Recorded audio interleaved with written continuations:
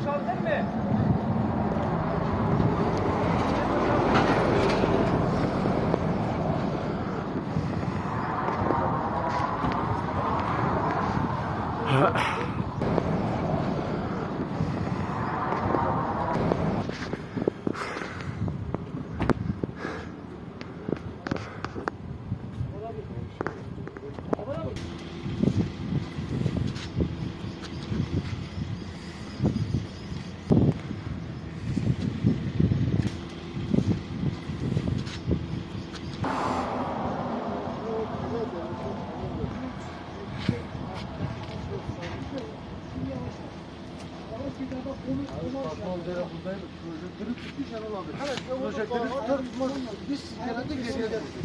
Ben hemen kaçtım. Şartını kapattım.